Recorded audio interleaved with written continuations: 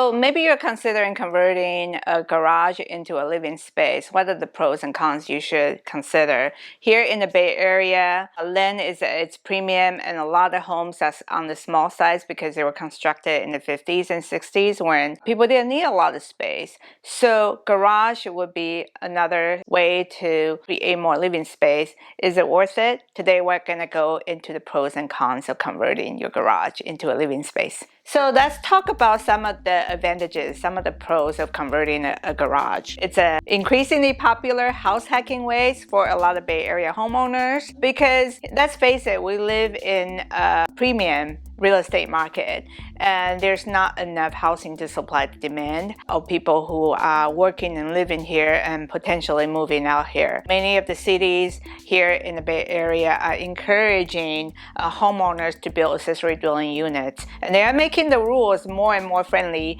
for people to do so. So house hacking is getting easier for people to do, and what that does is it potentially create a rentable unit that allow you to have income streams that could help out with your mortgage and your expenses such as property tax and insurance. So that's a quickest and the easiest way to create rental stream if you have existing garage that you like to convert into a rental unit. And I actually did that for my own property. So check out this video right here on how I converted my 2-car garage into accessory dwelling unit. Now I'm renting for $2,000 a month. The number 2 pros, which is affiliated with the number 1, is that if you have additional family members, you are welcoming a second or third child. If one of your child is becoming more independent, going into high school, they need their own space. If you have in-laws that are moving in with you, the additional space is the quickest way to add a living space to your expanding family members. So that could be a great advantage. Money saving tips instead of putting them up or having them pay separate rent somewhere else. So let's talk about numbers on converting a garage. So let's say if you need an additional 300 square feet of space in your home. And the quickest way to add that is to renovate the garage because the structure is already there. Oftentimes electrical work has already been installed. There's already power going in. You just have to reconfigure it. That is a lot cheaper than have to build a 300 square feet structure in your backyard. We're talking about redoing the foundation, framing, roofing, plumbing, everything from ground up. It's a lot more expensive. Here in the Bay Area, the construction cost is running about $400 to $500 per square feet. So we could potentially looking at spending somewhere between $300,000 to $400,000 for an accessory dwelling unit.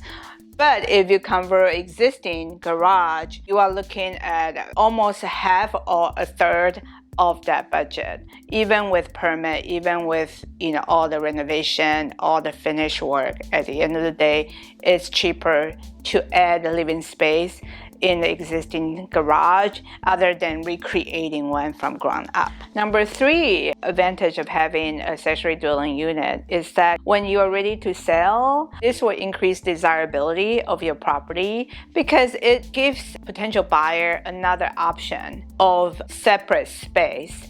Even if they don't use it for living purposes, they could use it as the home office, they could use it as a yoga studio, they could use it as an art studio or a man cave or she shed, right? So there are always more options to a buyer if there is a separate space. They can be creative and use it as their own space. So that could increase desirability of your resale value, of your resale scenario. Number 4 is that if you own your home for more than 5 years here in the Bay Area, chances are you have significant equity built up in your property. And if you have equity, banks, especially US banks, is one of the main lenders that does a lot of HELOCs. So definitely check into that. It's not hard to get financing to build an accessory dwelling unit or convert a garage if you need funds to do so. So tell me, what are the pros and cons in your mind of converting a garage?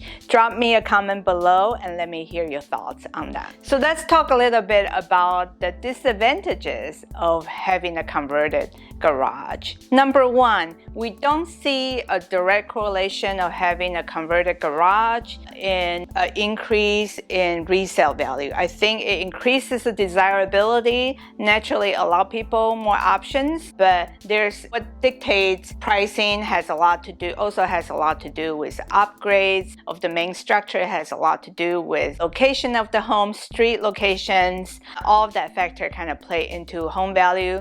So it may not directly yield to a direct increase in your property value right away. Number two thing to consider is that a garage conversion is essentially a construction project. So you will be dealing with construction workers, and there will be dust, there will be construction noise, there will probably be drenching of the grounds, to get plumbing in place, to get the water line in, electrical in. So you will have to live with construction for at least 2 to 3 months before the project is ready. So just know that that would be a convenience to your life if you still live in the property. Number three is that there is a permitting process before you can break ground, before you could start renovation. Garage conversion is, in the eyes of the city planning department, a new construction. So there are guidelines. You do have to have an architectural plan. You have to do Title 22, which is energy calculation. You do have to have structural calculation. You need to submit a full set of architectural plan for permit. So there is a permitting process involved. Here in Redwood City, it could take 2 to 3 months before your permit gets approved. And until your permit is approved, no construction could begin. So just know that there is a process involved. Number four is that with the loss of a garage and the addition of a living space, where are you going to park your car? That might be something you want to think about. If you're used to parking your car inside a garage, now you're going to lose that. Do you have enough driveway to park additional vehicle, or will you have to park on the street? And if parking on the street is your only option, what additional risk and safety concern that you will have? So think about those things. Number five is that sometimes people use garage as a storage area. So with the conversion of the garage, you are probably going to lose